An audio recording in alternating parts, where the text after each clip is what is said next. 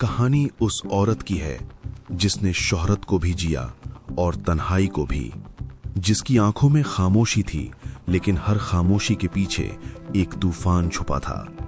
बॉलीवुड ने उसे एक अभिनेत्री कहा, दुनिया ने उसे एक रहस्य बना दिया। बचपन से लेकर स्टारडम तक, इश्क से लेकर बदनाम खबरों तक और चमकते कैमरों के पीछे छुपी एक ऐसी जिंदगी जिसे शायद रेखा खुद भी पूरा जी नहीं पाई। ये सिर्फ एक बायोग्राफी नहीं है, ये एक औरत की अधूरी दास्तान है।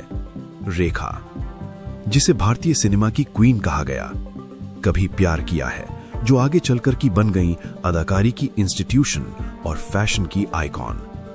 मारे जा रहे हैं तुम्हें, लोगों को मारने का शौक है, लेकिन जिनको अपनी निजी जीवन के विवादों के चलते हमेशा सुर्खियां मिली, जिन पर लगे थे कई संगीन रोप, और कैसे अमिताभ बच्चन ने इनके लिए फिल्म के सेट पर एक व्यक्ति की पिटाई कर दी थी, और क्यों इनको अपने वैवाहिक जीवन का सुख कभी नसीब ही नहीं हुआ।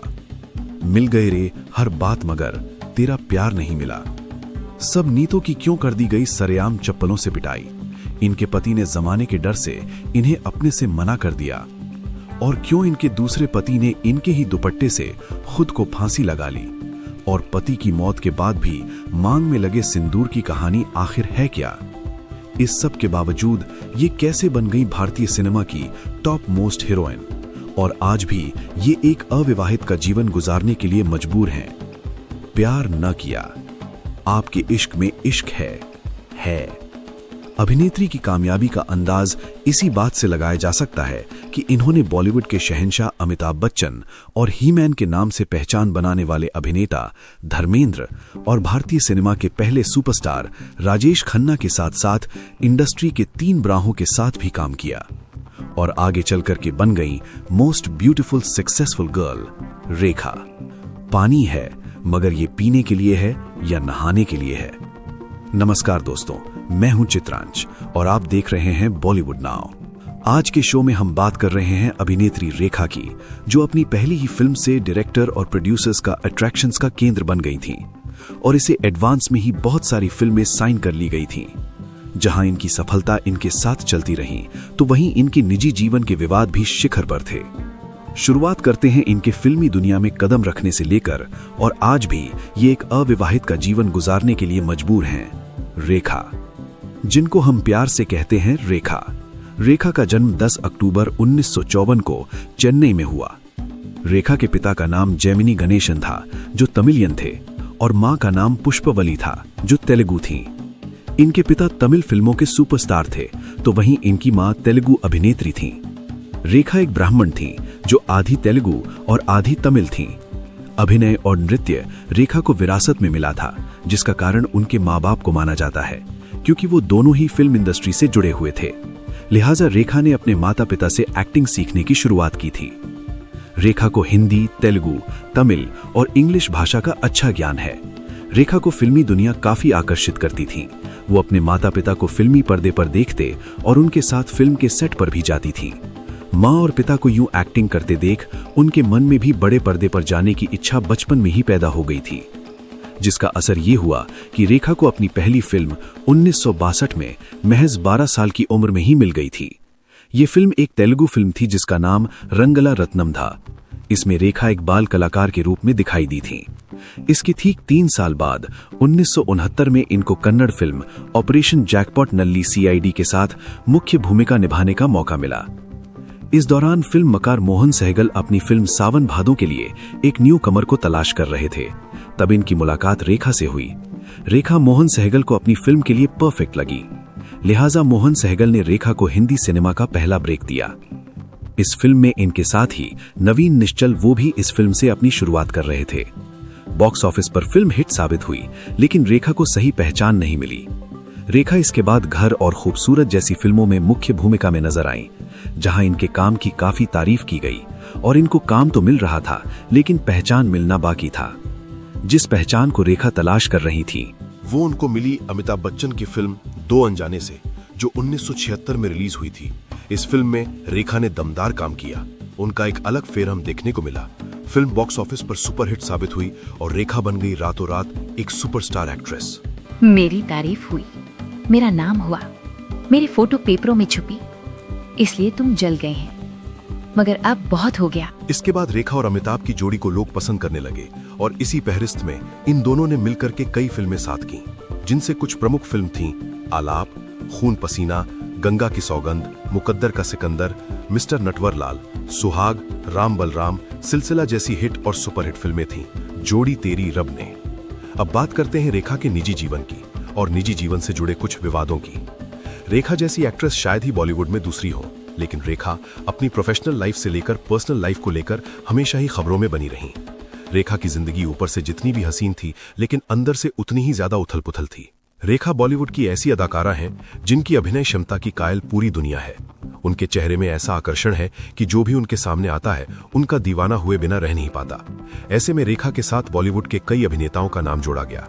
रेखा जब पहली फिल्म सावन भादो कर रही थीं, तो उस फिल्म के हीरो नवीन निश्चल रेखा को आकर्षित करते थे, लिहाजा वो अपना दिल उनको दे बैठीं। फिल्म जानकार बताते हैं कि जब रेखा ने अपने दिल की बात नवीन को कही तो वो रेखा से नाराज हो गए और रेखा से दूरी बनाने लगे। बताया जाता है कि नवीन को रेखा का सांवला रंगरूप पसंद नहीं था, इसलिए नवीन ने रेखा को साफ मना कर दिया और इस तरह रेखा का दिल टूट गया। रेखा का ये प्यार एक तरफा प्यार ही बनकर के रह गया। अब मैं इस घर नहीं जाऊंगी, मेरा जाना बहुत जरूरी है, चंदा तुम मुझे भी अपने साथ ले चलो। रेखा इस सब से बहुत घबरा गई थी, जिसके बाद पूरी रात वो रोती रही, जिसका खुलासा रेखा दी अनटोल्ड स्टोरी लिखा है। इस घटना के बाद विश्वजीत का नाम रेखा के साथ जोड़ दिया गया। बताया जाता है कि फिल्म रिलीज हुई और रेखा के किसिंग सीन को लेकर काफी बवाल हुआ और 3 इंटरनेशनल मैगजीन ने रेखा के इस फिल्म कंट्रोवर्सी को अपने कवर स्टोरी पर छाप दिया और इस तरह वो यौन उत्पीड़न का भी शिकार हुई थी। मैं जिसको प्यार करती हूँ और जिसको मैं बहुत ज्यादा प्यार करती हूँ, उससे तो मैं कोई जिंदगी भर फिल्म नहीं कर सकती। फिल्म जानकार बताते हैं कि नवीन निश्चल के मना करने के बाद रेखा की जिंदगी में विनोद मेहरा आए। विनोद मेहरा ने रेखा के साथ कई फिल्में की, लेकिन घर फिल्म की शूटिंग के दौरान ये एक दूसरे के करीब आ गए और दोनों में प्यार हो गया। खबरों के माने तो दोनों ने छुपकर शादी भी कर ली थी, लेकिन ये शादी महज 2 महीने ही चली। दरअसल विनोद मेहरा की मां को रेखा पसंद नहीं थी। रेखा और विनोद मेहरा की शादी का एक किस्सा बेहद मशहूर। बताया जाता है कि जब ये दोनों कलकत्ता से शादी करने के बाद मुंबई लौटे तो नई नवेली दुल्हन रेखा के साथ काफी बुरा बर्ताव किया गया। विनोद मेहरा की मां यानी रेखा के सास कमल इस शादी से कतई खुश नहीं थी। वो बेहद नाराज हो गई थी। जब रेखा और विनोद अपनी मां से आशीर्वाद लेने घर गए तो बेटे को दूल्हे और रेखा को दुल्हन के रूप में देखकर अपना आपा खो बैठी और बिना सोचे समझे रेखा को चप्पलों से पीटने लगी और उनको मारते हुए घर के बाहर ले आईं। रेखा की पिटाई और उनके साथ हुए इस बर्ताव को देखकर लोग दंग रह गए। विनोद मेहरा की मां ने इस रिश्ते को नहीं माना और उनको कभी अपने घर में घुसने नहीं दिया। विनोद और रेखा का ये रिश्ता महज 2 महीने ही चला। मां के दबाव में आकर विनोद ने दूसरी जगह शादी कर ली और इस तरह रेखा एक बार फिर अकेले और तन्हा रह गईं। टूटे दिल के साथ तेरे बिना जिया जाए ना। विनोद से अलग होने के बाद रेखा का नाम जुड़ा फिल्म एक्टर किरण कुमार से, लेकिन इनका ये रिश्ता ज्यादा नहीं चला। इसके बाद रेखा की जिंदगी में आए अमिताभ बच्चन।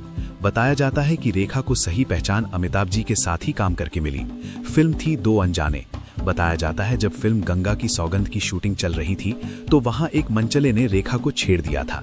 ये बात जब रेखा ने अमिताभ बच्चन को बताई तो अमिताभ बच्चन ने उस मंचले को सभी के सामने फिल्म के सेट पर उसकी पिटाई कर दी। पूरे करियर के दौरान असुरक्षा झेलने वाली रेखा को पहली बार किसी ने सुरक्षा का अनुभव कराया था। अपने लिए इतनी फिक्र देखकर रेखा अपना दिल अमिताभ को दे बैठी। अमिताभ भी रेखा को पसंद करते थे, लिहाजा इन दोनों की पूछते ही फिल्मी गलियारों को हिलाकर रख दिया। इन दोनों का प्यार पर्दे पर भी नजर आता था और इस तरह इन दोनों की प्रेम कहानी शुरू हो गई। मैंने सुना था कि आपकी वो मरते दम तक आपकी शादी करने की कोशिश करती रही। हाँ, और आप इनकार करते रहे। अचानक आपके सर पर कौन सा भूत सवार हो गया जो मेरी जिंदगी बर्बाद करने के लिए कूद पड़े हैं? ये कैसी बातें कर रही हो? शादीशुदा होने के बाद भी अमिताभ बच्चन खुद को रेखा से दूर नहीं रख पाते थे। फिल्म जानकार बताते हैं कि उन्होंने जय बच्चन को तलाक देने की भी योजना बना ली थी, लेकिन फिर अचानक एक दिन उन्हें कुली फिल्म की शूटिंग के दौरान गंभीर चोट लग गई। उस समय जय ने अमिताभ बच्चन की काफी देखभाल की। अमिताभ बच्चन ने उस बुरे वक्त में जय द्वारा की गई सेवा को देखा और उनके प्यार की ताकत को महसूस किया और जिसका असर ये हुआ कि अमिताभ ने उनके साथ ही रहने का फैसला किया और रेखा से दूरी बना ली और इस तरह रेखा एक बार फिर से अकेली तन्हा रह गई। अलग होने के बाद रेखा के जीवन में एक दिल्ली के व्यापारी मुकेश अग्रवाल आए। दोनों ने शादी कर ली, लेकिन शादी के कुछ समय बाद ही मुकेश ने रेखा के ही दुपट्टे से अपना गला घाटकर दुनिया को अलविदा कह दिया और इस तरह रेखा का दोबारा वैवाहिक जीवन खत्म हो गया। इस हादसे ने रेखा को काफी आहत किया। वो पूरी तरह से टूट गई थी और इसके बाद रेखा ने फिर कभी शादी नहीं की। चांद डूबा रात मुराई जा। फिल्मी दुनिया में सितारों के दिल टूटने और जुड़ने का सिलसिला अक्सर सामने आता ही रहता है। बताया जाता है कि रेखा अपनी सफलता के साथ साथ विवादों को भी साथ लेकर जीती थी। उनका नाम संजय दत्त के साथ भी जोड़ा गया और बताया तो ये भी जाता है कि रेखा ने संजय दत्त से भी चोरी छुपे शादी की थी, लेकिन इस खबर की सत्यता कहीं से नहीं मिल सकी। इसके बाद रेखा एक बार फिर से सुर्खियों में थी और इस बार वजह थी रेखा की अक्षय कुमार के साथ की गई फिल्म खिलाड़ियों का खिलाड़ी। इस फिल्म में रेखा और अक्षय कुमार बोल्ड सीन देते हैं जिनको फिल्मों में दर्शाया गया। फिल्म का एक गाना रेखा के आकर्षण का केंद्र बना, जिसमें रेखा ने जबरदस्ती परफॉर्मेंस की, जिसका असर ये हुआ कि लोगों ने रेखा और अक्षय की केमिस्ट्री को प्यार का नाम दे दिया, जबकि अक्षय रेखा से उम्र में काफी छोटे थे। रेखा और अक्षय कुमार के रिश्तों ने भी काफी सुर्खियां बटोरी। My love. बताया जाता है कि रेखा के बचपन में एक ज्योतिषी ने रेखा को देखकर कहा था कि रेखा का जन्म कुछ ऐसे ग्रहों के संयोग के दौरान हुआ है कि उनको कभी भी वैवाहिक जीवन का सुख नहीं मिलेगा। बचपन में की गई भविष्यवाणी सत्य साबित होती नजर आ रही है, क्योंकि रेखा का एक भी रिश्ता, चाहे प्यार का रहा हो या शादी का, दोनों ही अधूरे रह गए और वो अपने टूटे दिल को संभालते हुए आज भी जिंदगी के पथ पर आगे बढ़ रही हैं। सन 2000 आते आते रेखा ने फिल्मों में काम करना बंद कर दिया था, लेकिन 2003 में रेखा रोशन के साथ नजर आई उनकी फिल्म कोई मिल गया में, जिसमें रेखा ने ऋतिक की मां का किरदार निभाया था, जो काफी दमदार रोल था। रेखा को इस फिल्म के लिए काफी वाहवाही मिली। इसके बाद 2006 में रेखा ने एक फिल्म परिणीता में क्लब डांसर के रूप में आइटम नंबर करके सबको चौंका दिया था, क्योंकि जिस उम्र में उनके दौर की हीरोइन चरित्र भूमिकाएं कर रही थी, तो वहीं रेखा एक बोल्ड और ग्लैमर अंदाज में सबके सामने थी। रेखा इस तरह के बीच बीच में रोल अदा करके लोगों के बीच आती रहती हैं और चर्चा का विषय बन जाती हैं। इस शाह में परवाने हजार। अब बात करते हैं रेखा को मिले सम्मान की। रेखा ने फिल्मी सफर में 180 फिल्मों में काम किया, जिसके लिए रेखा को 3 बार फिल्म फेयर अवार्ड मिला है। एक नेशनल अवार्ड भी उन्हें मिला है और इसके बाद इनको पद्मश्री अवार्ड से भी सम्मानित किया जा चुका है। रेखा का फिल्मी सफर यूं ही सफलता के शिखर पर रहा है और वो इस कड़ी में एक से एक किरदार निभाकर अपनी हस्ती लोगों के बीच आज भी बनाए हुए हैं। पति की मौत के बाद भी वो आज भी मांग में सिंदूर और गले में मंगलसूत्र पहनती है। बताया जाता है कि रेखा अमिताभ बच्चन को कभी भूल ही नहीं पाई और उनके लिए ही वो आज भी मांग में सिंदूर और गले में मंगलसूत्र पहनती है।